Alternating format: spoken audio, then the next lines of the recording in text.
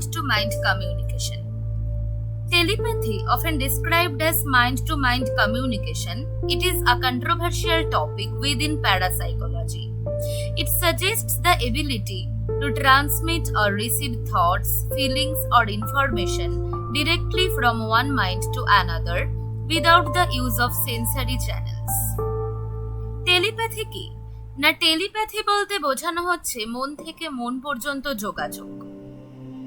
প্যারাসাইকোলজির মধ্যে টেলিপ্যাথি হচ্ছে একটি বিতর্কিত বিষয়। টেলিপ্যাথি বলতে যা বোঝায় সেটি হচ্ছে একজনের মন থেকে অন্যজনের মনে চিন্তা, অনুভূতি বা কোনো তথ্যকে প্রেরণ করা, অর্থাৎ পাঠানোর ক্ষমতা।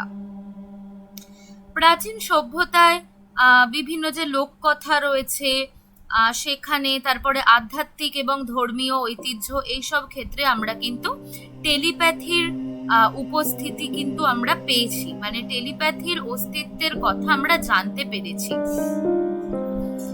এবার এই টেলিপ্যাথির জন্য কিছু সম্ভাব্য প্রক্রিয়া এবং তত্ত্ব রয়েছে, সেগুলো কি কি না, ফার্স্ট হচ্ছে কোয়ান্টাম এন্ট্যাঙ্গলমেন্ট। কিছু রিসার্চার বলেছেন যে টেলিপ্যাথি হচ্ছে কোয়ান্টাম এন্ট্যাঙ্গলমেন্ট দ্বারা ব্যাখ্যা করা যেতে পারে।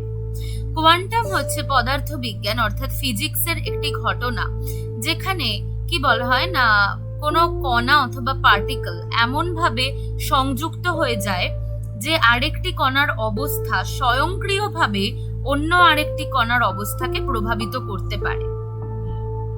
তো এই কোয়ান্টাম এন্ট্যাঙ্গলমেন্ট দ্বারা টেলিপ্যাথিকে ব্যাখ্যা করা যায়। আর একটা হচ্ছে ইলেকট্রোম্যাগনেটিক ক্ষেত্র। ইলেকট্রোম্যাগনেটিক ক্ষেত্র বা ইলেকট্রোম্যাগনেটিক ফিল্ডটা কি বলছে না, টেলিপ্যাথি আমাদের মস্তিষ্ক দ্বারা উৎপাদিত বৈদ্যুতিক চৌম্বক ক্ষেত্রের মাধ্যমে তথ্য পাঠাতে পারে অন্য মস্তিষ্কে। এটা গেল ইলেকট্রোম্যাগনেটিক ফিল্ড সম্পর্কে যেটা। আর একটা হচ্ছে কালেকটিভ কনসাসনেস।